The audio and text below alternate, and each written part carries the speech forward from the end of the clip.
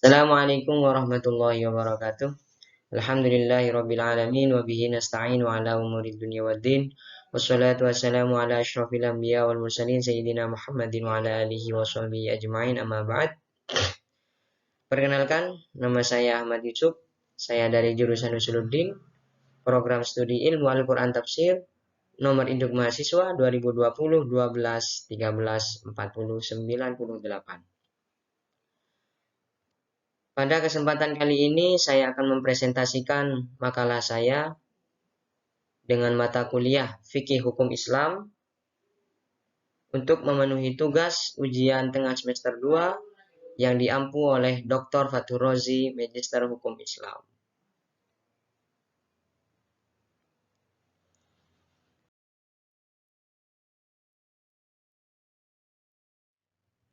Adapun tema yang akan saya bawakan ialah proses pembentukan lembaga zakat.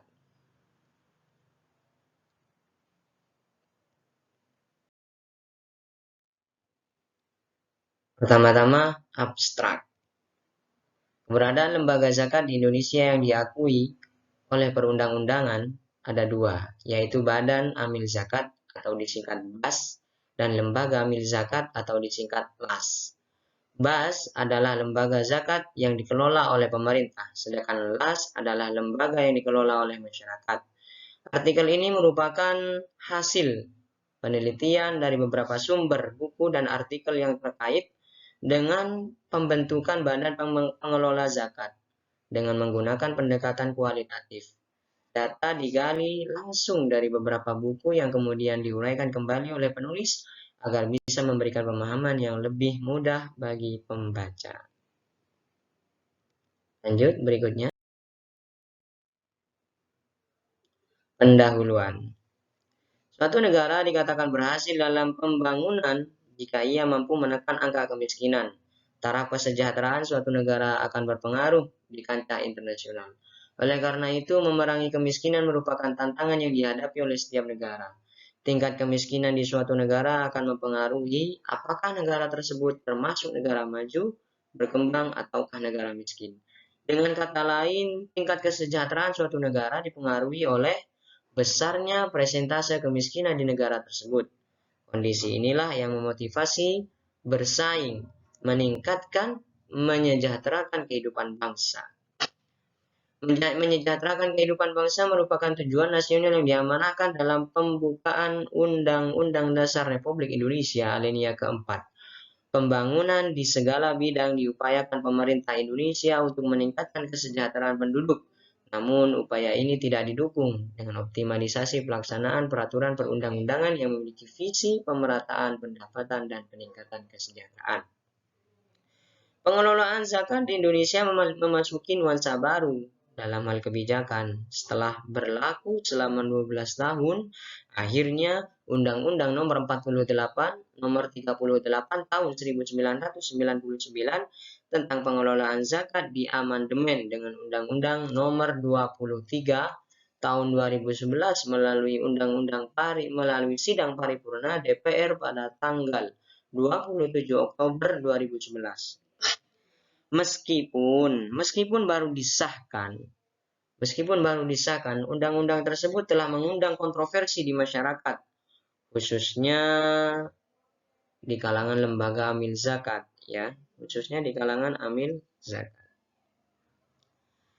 sehingga mendorong diajukannya judicial review kepada Mahkamah Konstitusi. Lanjut. Pembahasan. Zakat pada masa Rasulullah SAW merupakan kewajiban agama yang atas diri setiap muslim dan menjadi salah satu pilar pembangunan agama dan ekonomi Islam pada saat itu. Pada masa pemerintahan Umar bin Khattab, zakat juga diposisikan sebagai pendapatan utama negara Islam dan menjadi ukuran fiskal utama untuk memecahkan permasalahan ekonomi secara keseluruhan. Kemudian zakat adalah harta yang wajib dikeluarkan oleh seorang muslim atau badan usaha untuk diberikan kepada yang berhak menerimanya sesuai dengan syariat Islam. Berdasarkan definisi tersebut, zakat dapat dikenakan kepada perorangan muslim dan badan usaha. Kemudian zakat yang wajib dibayarkan oleh umat Islam terdiri atas zakat nafas yang disebut juga dengan zakat fitrah, yang merupakan zakat pribadi yang dikeluarkan pada saat bulan Ramadan sebelum sholat id, dan zakat mal atau zakat harta. Tujuannya apa? Tujuannya adalah yakni kewajiban mengeluarkan sejumlah harta benda tertentu untuk membersihkan kekayaan dan menyucikan pemiliknya atau pemilik harta tersebut. Lanjut. Harta yang wajib dizakati menurut undang-undang pengelolaan zakat adalah simpanan logam mulia berupa emas, perak, atau logam mulia lainnya. Kekayaan berupa uang dan surat berharga, pendapatan dari hasil perdagangan, perusahaan, ya, pertanian, perkebunan, kehutanan, perikanan, peternakan, pertambangan, pendapatan, dan jasa atau biasa disebut dengan rikas. Lanjut berikutnya.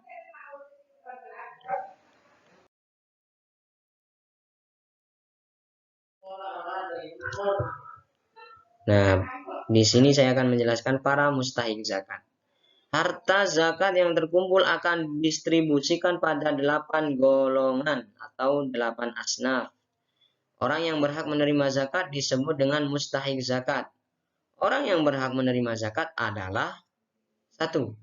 Orang fakir, orang-orang yang masih dalam usia produktif, usianya di atas 17 tahun, yang telah bekerja tetapi hasilnya tidak dapat mencukupi kebutuhan hidup sehari-hari. Kedua, miskin, yakni orang-orang yang masih dalam usia produktif dan masih memiliki alat produksi akan tetapi masih dalam kekurangan. 3. Amil, yakni orang-orang yang memiliki profesi mengumpulkan dan membagikan zakat. Yang keempat, mu'allaf, yakni orang-orang yang baru masuk Islam dan orang-orang yang lemah imannya sehingga belum mengeluarkan zakat. Kemudian yang kelima ialah riqab, yakni orang-orang yang sedang terbelenggu akan tetapi tetap bertahan dengan harga dirinya. Kemudian yang keenam adalah gharimin, yakni orang-orang yang memiliki hutang ataupun orang-orang yang dalam keadaan pailit, bangkrut. Yang kedelapan sabilillah, yakni orang-orang yang dalam keadaan berdakwah, ya, memberikan pendidikan Islam tanpa ada dukungan dari pemerintah. Kemudian sudah, terima kasih. Kemudian yang 8 ialah Ibnu Sabil. Yang ke-8 ialah Ibnu Sabil, yakni orang-orang yang dalam proses belajar agama Islam maupun umum yang tidak ada dukungan dari pemerintah. Lanjut. Pengertian lembaga zakat. Dalam melaksanakan zakat di tatanan kehidupan masyarakat Islam di Indonesia, pelaksanaan zakat didasarkan pada firman Allah Subhanahu wa taala yang terdapat di dalam surat At-Taubah ayat 60. Innamas shadaqatu lil fuqara wal masakin wal 'amilina 'alaiha wal mu'allafati qulubuhum wa fir riqab wal gharimin wa fi sabilillahi wa banis sabil fardatan minallah wallahu alimun hakim. Sesungguhnya, yang artinya sesungguhnya zakat-zakat itu hanyalah untuk orang-orang fakir, orang miskin, pengurus-pengurus zakat, para mu'allaf yang dibujuk hatinya untuk kemudian untuk memerdekakan budak, orang-orang yang berhutang untuk jalan Allah, dan untuk mereka yang sedang dalam perjalanan, sebagai suatu ketetapan yang diwajibkan Allah, oleh Allah. Dan Allah yang maha mengetahui lagi maha bijaksana. Kemudian di dalam keputusan Menteri Agama Republik Indonesia nomor 581 tahun 1999 tentang pelaksanaan Undang-Undang nomor 38 tahun 1999 juga tentang pengelolaan zakat, pasal 3 mendefinisikan bahwa amil zakat adalah pengelola zakat yang diorganisasikan dalam satu badan dan lembaga. Selain itu, nampaknya fungsi amil menempati posisi yang sangat erat, mengingat kebijakan zakat diarahkan kepada perwujudan keadilan sosial dan peri kemanusiaan serta memelihara keamanan dan ketahanan keadilan sosial. Di samping merupakan di samping merupakan pendorong dan penstabilan ekonomi umat.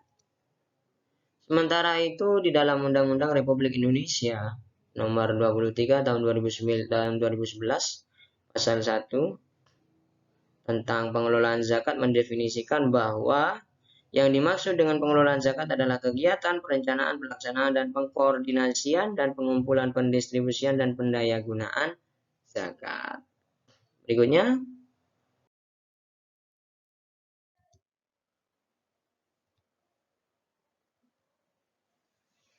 pengelolaan zakat oleh lembaga zakat, apalagi yang memiliki keutamaan hukum yang formal, akan memiliki beberapa kekuatan, antara lain sebagai berikut.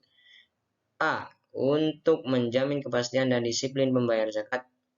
B. Untuk menjaga perasaan rendah diri dari para mustahik. C. Untuk mencapai efisien dan efektivitas serta sasaran yang tepat dalam mengelola dan menggunakan harta zakat. Yang D. Untuk memperlihatkan syiar Islam dalam semangat menyelenggarakan pemerintahan Islam. Kemudian di Indonesia, pengelolaan zakat diatur berdasarkan Undang-Undang Republik Indonesia Nomor 38 Tahun 1999 ya, tentang pengelolaan zakat. Sementara yang terbaru adalah Undang-Undang Nomor 23 Tahun 2011 tentang pengelolaan zakat dengan apa itu ya? Dengan keputusan Menteri Agama kemudian nomor 581 tahun 1999 dan Direktur Jenderal Bimbingan Masyarakat dalam dan Urusan Haji nomor D/291 tahun 2000 tentang pedoman teknis pengelolaan zakat. Berikutnya,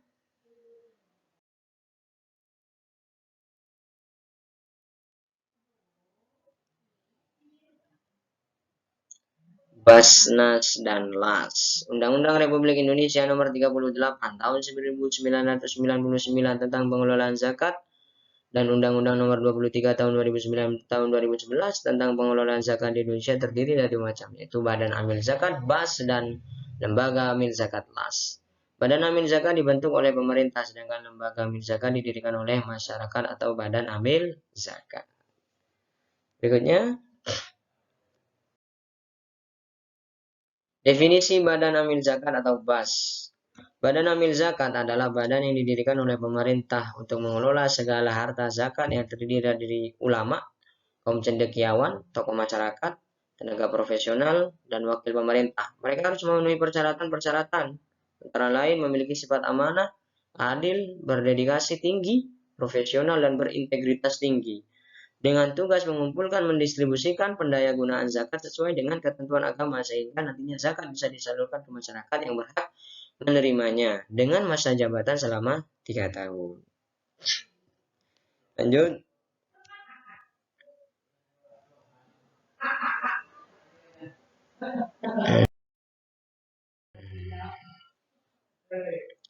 Tanggung jawab, wewenang, dan tata kerja BAS. Ketua Badan Pelaksana harus bertindak dan bertanggung jawab untuk dan atas nama Badan Amil Zakat baik ke dalam maupun keluar. Tugas yang berikutnya, setiap pimpinan satuan organisasi di lingkungan BAS bertanggung jawab mengkoordinasi bawahannya masing-masing dan memberikan bimbingan serta petunjuk bagi pelaksanaan tugas bawahan. Berikutnya, setiap kepala divisi bidang seksi urusan BAS menyampaikan laporan dengan kepala BAS melalui sekretaris, dan sekretaris menampung laporan-laporan tersebut serta menyusun laporan-laporan berkala tentang BAS. Berikutnya, setiap laporan yang diterima oleh pimpinan BAS wajib diolah dan digunakan sebagai bahan untuk penyusunan laporan lebih lanjut dan untuk memberikan arahan kepada bawahannya. Lanjut. Dalam melaksanakan tugasnya, BAS memberikan laporan tahunan kepada pemerintah sesuai dengan tingkatannya. Yang berikutnya, dalam melaksanakan tugasnya, setiap pimpinan satuan organisasi BAS dibantu oleh kepala satuan organisasi di bawahnya, dan dalam rangka pemberian bimbingan kepada bawahan masing-masing wajib mengadakan rapat secara berkala. Kemudian berikutnya dalam melaksanakan tugasnya masing-masing BAS menerapkan prinsip koordinasi, integrasi ya, dan sinkronisasi di lingkungan masing-masing serta melakukan konsultasi dan memberikan informasi antar BAS di semua tingkatan. Setiap BAS, pimpinan satuan organisasi di lingkungan BAS wajib mengikuti dan mematuhi ketentuan serta bertanggung jawab pada atasan masing-masing dan menyampaikan berkala tepat pada waktunya. Yang berikutnya, pembentukan dan tempat kedudukan Badan Amil Zakat. Tingkat nasional. Yang pertama, dibentuk oleh Presiden dan usul Menteri Agama. BAS nasional berkedudukan di ibu kota negara. Kedua, tingkat provinsi dibentuk oleh gubernur dan usul kantor wilayah Departemen Agama Provinsi. BAS provinsi berkedudukan di ibu kota provinsi. Tingkat kabupaten atau kota dibentuk oleh bupati, wali kota, dan Departemen Agama kabupaten atau kota tersebut. Berkedudukan di ibu kota kabupaten atau kota tersebut. Tingkat kecamatan dibentuk oleh camat atau usul kantor kepala kantor urusan agama kecamatan, berkedudukan di ibu kota kecamatan.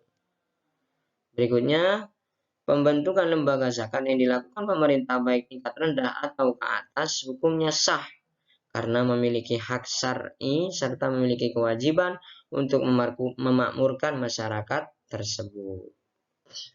Berikutnya, tugas BAS nasional sampai kecamatan. Menyelenggarakan tugas administratif dan teknis pengumpulan pendistribusian dan pendayagunaan zakat, mengumpulkan dan mengelola data yang diperlukan untuk menyusun rencana pengelolaan zakat, kemudian menyelenggarakan bimbingan di bidang pengelolaan, pengumpulan, pendistribusian, dan pendayagunaan zakat. Berikutnya, melaksanakan pengumpulan, pendistribusian, dan pendayagunaan zakat, menyusun rencana dan program pelaksanaan pengumpulan, pendistribusian, pendayagunaan, dan pengembangan pengelola zakat tingkat kabupaten, kota, dan kecamatan. Menyelenggarakan tugas penelitian dan pengembangan, komunikasi, informasi, dan edukasi pengelolaan zakat tingkat nasional dan provinsi. Berikutnya,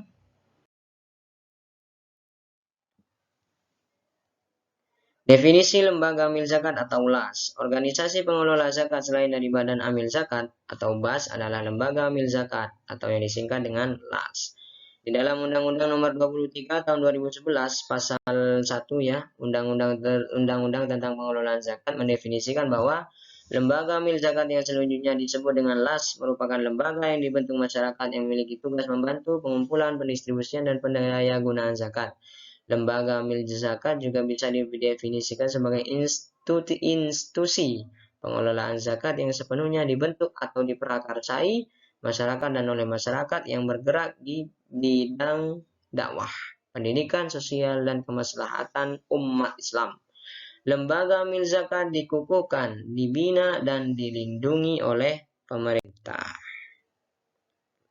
Berikutnya, pengukuhan lembaga amil zakat. Pengukuhan lembaga amil zakat dilakukan oleh pemerintah atas usul LAS yang telah memenuhi persyaratan. Pengukuhan tersebut dilaksanakan setelah terlebih dahulu dilakukan penelitian persyaratan. Pengukuhan dapat dibatalkan apabila LAS tersebut tidak lagi memenuhi persyaratan. Pemerintah yang dimaksud adalah di pusat. Untuk pengukuhannya, jika di pusat dilakukan oleh Menteri Agama, jika di daerah provinsi dilakukan oleh gubernur atas usul kepala kantor kewilayahan Departemen Agama Provinsi, jika di daerah kabupaten atau kota oleh Bapak Bupati atau Wali Kota atas usul kepala kantor Departemen Agama Kabupaten atau Kota. Di daerah kecamatan oleh camat atas usul kepala kantor urusan agama kecamatan.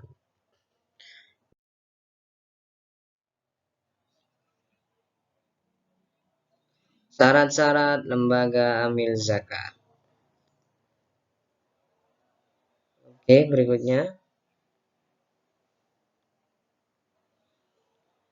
Lembaga amil zakat yang diusulkan kepada pemerintah untuk mendapatkan pengukuhan harus memenuhi syarat-syarat sebagai berikut. Pertama, memiliki badan hukum. Yang kedua, memiliki pembukuan. Yang ketiga, memiliki data muzaki dan mustahik. Yang keempat, memiliki program kerja. Yang kelima, melampirkan surat pernyataan bersedia diaudit. Berikutnya, prinsip-prinsip dalam pengelolaan zakat itu ada 3.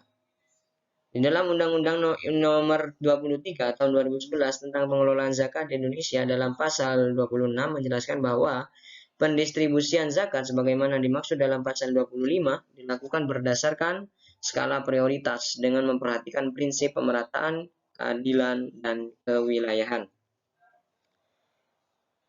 Yang pertama, pemerataan, berikutnya keadilan, dan prinsip yang ketiga adalah kewilayahan.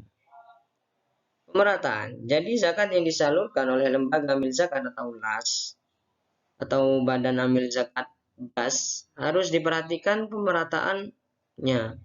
Pemerataan maksudnya adalah zakat yang disalurkan harus benar-benar diberikan kepada orang-orang yang berhak menerimanya seperti yang telah dijelaskan di dalam surat At-Taubah ayat 60. Keadilan. Keadilan menjadi prioritas utama yang harus diperhatikan oleh lembaga amil zakat dan badan amil zakat dengan memberikan zakat kepada mustahik zakat berdasarkan jumlah dan kadar tertentu.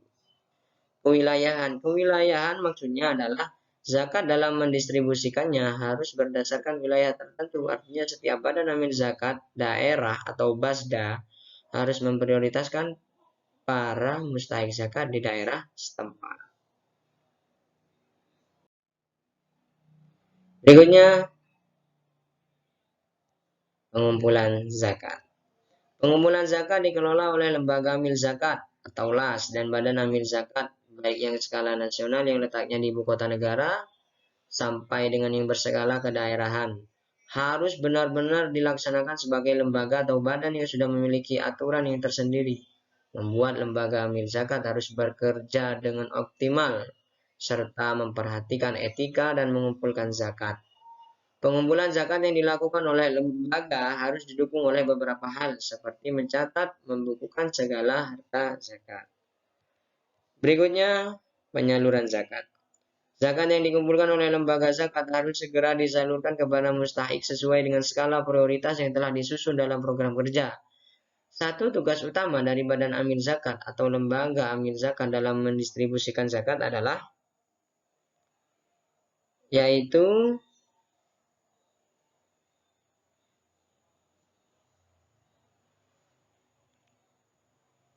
menyusun skala prioritas berdasarkan program-program yang disusun berdasarkan data yang akurat, karena pada saat ini lembaga amil zakat sudah bisa ditemukan ya di berbagai tempat. Maka perlu adanya spesifikasi terhadap lembaga tersebut. Misalkan adanya lembaga amil zakat yang khusus menangani zakat produktif dan zakat lainnya. Kalimat penutup. Selebihnya, bahwa dengan program dan dukungan penuh dari pemerintah BAS dan program kerja yang telah direncanakan dengan matang, maka seyogyanya ada kerjasama yang baik antara pihak-pihak yang mengelola zakat, baik yang dikelola oleh negara maupun yang dikelola oleh swasta. Dengan bekerja sama dan koordinasi dengan semua pihak yang terkait, baik itu ulama, kantor Kementerian Agama, BUMN, dan lainnya, semakin mengoptimalkan pelaksanaan zakat, baik dalam pengumpulannya yang tentunya akan semakin banyak dan lebih bisa diberdayakan dalam bentuk usaha yang produktif. Ini akan bisa merubah status sosial para mustahik dan meningkatkan kesejahteraan mereka menjadi lebih baik. Berikutnya, penutup. Setelah mempelajari materi di atas, maka kita bisa menarik kesimpulan bahwa zakat memiliki multi tujuan. Bukan saja tujuannya hanya sebagai ritual ya, yang semata-mata untuk mendekatkan diri kepada Allah, namun di lain sisi dampak dan tujuan secara partikal seperti untuk memberdayakan kaum yang lemah, mustad'afun dan mustad'afin sangat diutamakan. Sementara itu zakat juga sudah menjadi devisa suatu negara yang sejak pada zaman Rasulullah SAW digalakkan hingga saat ini. Indonesia yang mayoritas penduduknya umat Islam tidak menuntut kemungkinan potensi di bidang zakat dapat diperhitungkan, sehingga dengan begitu besarnya potensi dalam zakat, pemerintahan Indonesia mulai menyusun dan mengatur tentang harta zakat yang dikeluarkan oleh para mustahik. Kemudian dalam kurun beberapa tahun hingga dikeluarkan undang-undang yang terbaru, yaitu Undang-Undang Nomor 23 Tahun 2011 tentang pengelolaan zakat. Undang-undang ini dibuat sebagai rujukan dalam tata kelola di dunia zakat. Sementara itu lembaga amil zakat baik yang berskala nasional dan hingga yang berskala kecamatan sudah ada di setiap daerah di Indonesia. Dengan demikian, dengan adanya undang-undang dan lembaga yang khusus menangani masalah zakat nantinya akan memberikan dampak dan kontribusi dalam sistem pengelolaan zakat di Indonesia.